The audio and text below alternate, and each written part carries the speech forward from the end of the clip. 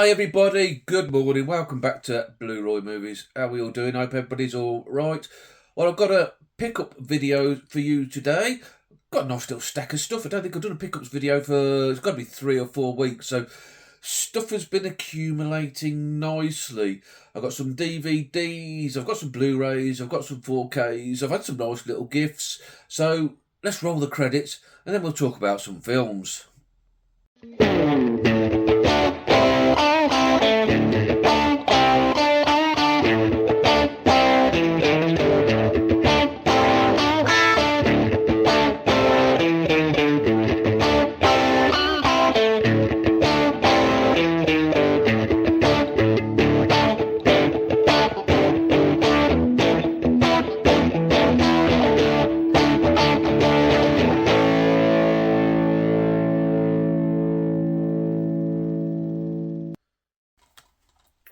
Right, I start off with, I received a package through the post and I wasn't expecting anything, so it was a bit puzzling, particularly as my friend Larry, he sometimes sends me a surprise through the post, but he gives it away because he spells my name slightly wrong, so I always know when Larry's on the ball with that. But this was spelt right, so I had no clue until I opened it up and found a little note. The note reading, "Hi Roy, hope you have not got this one, and I don't, but thought you might enjoy it. Take care, pal, from Ellery Fiddler." Yeah, my friend Ellery sent this through to me, and Ellery's got a channel. I'll link his details down below. Go over and show Ellery some love if you haven't already. We might encourage him to make a video or two. I'll put that in the case. Yeah, Ellery has very kindly sent me over this. They Came to Kedora.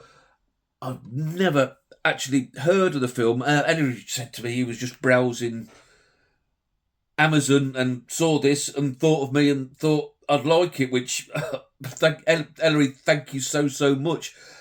Even better than receiving a film is knowing that somebody like yourself would just be like randomly thinking of me. Yeah, very kind indeed. Thank you so much. It stars Gary Cooper, Rita Hayworth, Van Heflin. I like Van Heflin, especially in the film Shane. It's very good in that. Tab Hunter, who I'm not familiar with. Tab Hunter sounds like a Geordie tramp. Yeah, it's all set in 1916 United States on the border of Mexico. I think they had some sort of skirmish with the Mexicans at the time. I'm not really too sure. My history on that is a little grey. But yeah, I should certainly give this watch, Ellery, and let you know what I think. And I should put your little note in the case and treasure that in the collection forever. Once again, thanks so much. I really appreciate that. Just fantastic that you'd think of me like that. Yeah, thank you, Ellery. Right, next up, I was talking to Elia Kazan a couple of weeks ago, and I asked you, my subscriber base, for Elia Kazan recommendations, and once again, you've come trumps for me. I mean, it'd be a bit conceited for me to say that I've got the best subscriber base on YouTube, but I think you're certainly right there, up there in the top one anyway. So this is what I've picked up on your guys' recommendations to Elia Kazan's films. The first one being Splendour in the Grass, starring Natalie Wood. She's beautiful, Natalie Wood. Pat Hingle, Warren Beatty. I'm not sure what this is about. It looks like it could be a sort of romance, which doesn't bother me. It's not my normal go for, but we shall give that a go. Yeah, Elia Kazan, Splendour in the Grass. The grass. And another Elia Kazan film, again on your recommendations, Gentleman's Agreement, with the great Gregory Peck, Dorothy Maguire, John Garfield. Again, a film I know little about, but it won 3 Oscars, including the Best Picture. One of my film watching goals is I'd like to watch every Best Picture, so when I do see them available, I do pick them up. It looks like it's sort of a racial tension film, which I do tend to enjoy that sort of stuff. Gregory Peck, a newspaper report, reporting on anti-Semitism, apparently. Yeah, looks like a good watch. I'm sure I'm going to thoroughly enjoy that. So that's the DVDs that I've got over the last few weeks. Next on to the Blu-rays and the section of the pickups video I like to call sponsored by Larry Boyd. Yeah, regular viewers will know that my good friend Larry, he quite often looks after me, always very, very kindly sending me some gifts and always gives it away, like I say, because he spells my name slightly wrong. Yes, and he sent me two of the vintage classics. Again, regular viewers will know I love the vintage classics. I did my collection video of them last week, wasn't it? 50 odd titles I've got, and now two more to add to the collection. Thanks to Larry. Just thanks very much, mate. Really appreciate it. The first one being, and I think this is quite a new release, Only Two Can Play, starring Peter Sellers, Mai Zetterling and Virginia Maskell, with, most importantly to me, Richard Attenborough. I love Richard Attenborough. I think he was a fantastic actor. Now let's read the back. Peter Sellers stars as John Lewis, not the shop, I wouldn't have thought. The small-town Welsh librarian who is offered the escape from his mundane life and henpecked husband routine, aren't we all? When counsellor's wife, Liz, May Zetterling, takes a shine to him. Alas, none of their carefully calculated schemes for a romantic tryst come to fruition thanks to a series of comic complications. Now that sounds like that's going to be fun and up my street. I'm going to put that to one side and I'm going to watch that actually after I've finished recording this. Yeah, so come back at the weekend for the weekly watches to see what I think of that one. If that wasn't enough from Larry, he's only sent me over the Dam Busters. I think I mentioned in my video, my Vintage Classic Collection video, that the Dam Busters was a glaring omission from my Vintage Classic Collection. I have got a French Blu-ray copy, so to now replace that with the Vintage Classics release, just superb. I think Larry took advantage of the 2 for 15 and picked up one for himself because, like me, he's a big fan of these Vintage Classics releases and old black and white British cinema as a whole.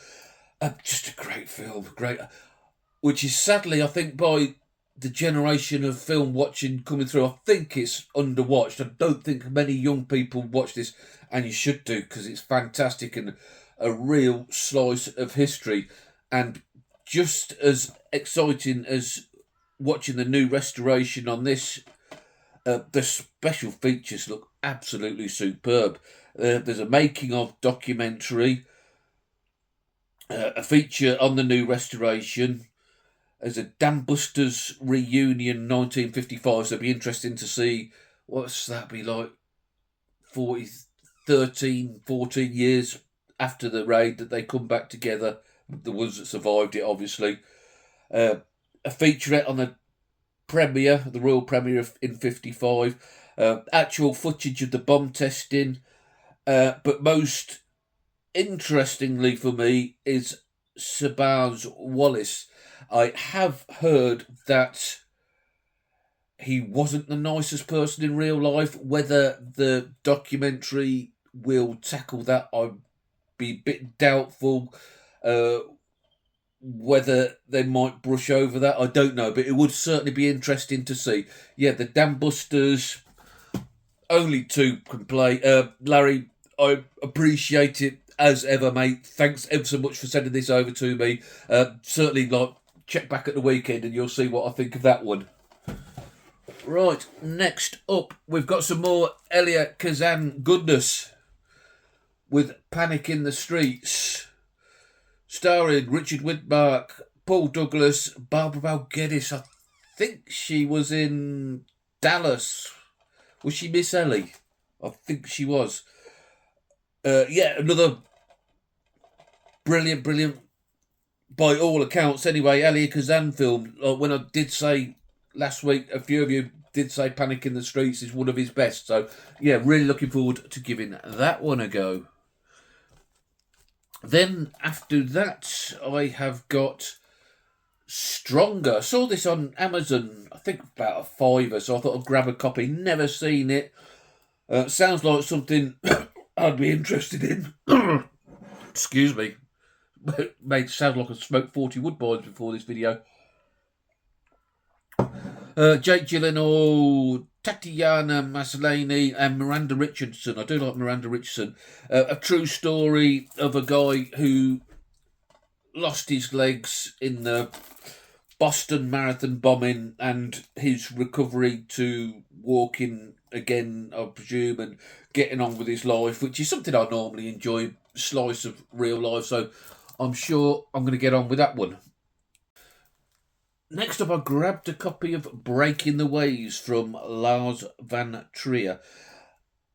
Emily Watson, Stellan Skarsgård. Now, if you watched my watches last week, I talked about Antichrist and started to get more into Von Trier's work. I wouldn't say I enjoyed Antichrist, but I admired it as a filmmaking point of view. Really, really liked Dancer in the Dark. I thought that was great. Again, another one, I say like, you don't like it really, but admire it as a film.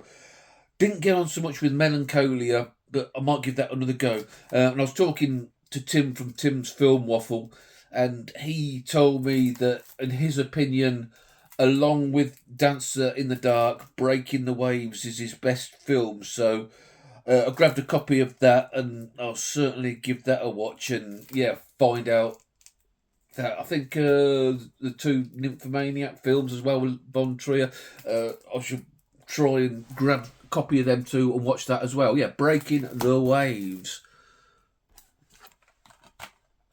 Cheapo on eBay, £2 or £3, I think. Charlize Theron, Nicole Kidman, Margot Robbie, bombshell. Not seen it, but just the cast of it. 3 beautiful blonde ladies. I think it's a political-based film, from what I understand. Great cast, look, John Lithgow as well. Alison Janney, Connie Britton, Rob Delaney. Yeah, fantastic. Malcolm McDowell, certainly star-studded. I'll give it a go. Why not? Next, some CX pickups. How many you got? 1, 2, 3, 4, 5 CX pickups. The first one being The Night Porter. I was watching Steve for Films. He did his top 10 first-time watches of 2025 along with his friend Ronan. And I think it was Ronan put this down as his number 1 first-time watch of 2025 and just made it sound fantastic, especially when he said Dirk Bogarde was in it. And again, I'm a big Dirk Bogarde fan. Charlotte Rampling, some Nazi eroticism, I believe. But yeah, Steve's friend Ronan sung his praises to the highest tower. So I thought I'd grab a copy and give it a go. I think the next 4... Yeah, that one I ordered CX online. Good price, actually. The next 4 I picked up in my local shop. Blow. A film I've never seen. Goodfellas meet Boogie Nights. Johnny Depp, Penelope Cruz. I think it's all about Pablo Escobar and his drug cartel, which, again, something that interests me. See the mechanisations of how it all come to part. I think that's what it's about. Well, I hope that's what it's about, because that's why I picked it up. Yeah, let me know if you've seen this and I'm right, or if I'm barking up the wrong tree, which is quite possible. And then we've got one, I think Jodie picked this up and she said it's a good film. Red Rock West, from with Nicolas Cage, Dennis Hopper, Laura Flynn Boyle. Looks like quite an interesting film. The quirkiest thriller since Blood Simple. Red Rock West stars Nicolas Cage, Dennis Hopper and Laura Flynn Boyle, just told you that, in an offbeat mystery about an average guy who is mistaken by a professional hitman. Dead tired and broke after driving 12,000 miles, an unemployed Texan, Michael, Nicolas Cage, walks into a tavern in tiny Red Rock, Wyoming, and is immediately offered a job. And lucky him. There's just one problem. The owner thinks Michael is a hitman, and the job is murdering the owner's wife. Yes, that sounds like that's going to be interesting. I know I could have probably got it on the Signal One sale for probably a £5 delivered, but I saw it in my CX for £6 and bit of an impulse buy because I know Jodie had been talking about it, so I grabbed that one. And talking of impulse buys for £6, The World According to Garp, which I know absolutely nothing about, and I've actually got a bit hit and miss with Robin Williams. Some of his stuff I've liked, some of his stuff I've absolutely hated, so this could go either way. So we'll give that a watch and we'll find out. And then the last one from CEX, Secretariat. Now, I do like my horse racing, not as much as I used to. I used to follow the horse racing quite closely, but now it's just the big races, the Derby and the National, I'll keep an eye on. Used to work in betting shops, so racing's always interests me. I love a racing film. I have seen this one years ago and remember it being quite good, especially for a Disney film, which I find sometimes quite twee, but I remember quite enjoying this. Diane Lane, John Malkovich. Not as good as Seabiscuit, but yeah, I remember it being okay. And then the last Blu-ray, another vintage classic, eBay purchase, I think. John Schlesinger, who I was talking about a couple of weeks ago, Far from the Madding Crowd, and a few of you said I needed to pick this up and give this a watch when I was talking about John Schlesinger, and in particular Julie Christie, so I should give that a go, and again, you'll be finding out when I watch it in the weekly watches. Now, just on to the couple of 4Ks I've picked over the last few weeks. The first one being Don't Worry Darling. Now, Stuart, thank you Stuart, you alerted me to this, that it was on sale on Amazon. I think it's about £6 cheap as chips. So for that price, I'll replace my Blu-ray copy with it, because I remember really liking the film, really enjoyed it, so why not grab the 4K? And to finish off this little pickups video, well, I say little, it's quite big. One Battle After Another from last year. Yeah, not seen it, this Paul Thomas Anderson film.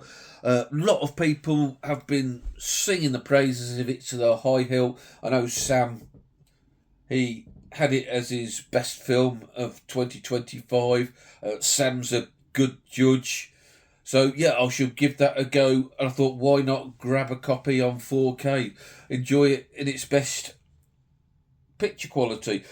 Leo, I love Leo, Sean Penn, Benicio del Toro, Regina Hall, Chase Infiniti. Bit of Latin for you there. Yeah, I heard great things, so looking forward to getting that on there, giving it a go. And again, like the others, I'll let you know what I think. So that's it. That's everything I've picked up over the last few weeks. Let me know what you think of my purchases. Were they good? Were they bad? Were they indifferent? Who knows? If you like what I'm doing here today, maybe think about subscribing, and you can join the world's top 1 subscriber fan base. Thanks ever so much, and I'll catch you later.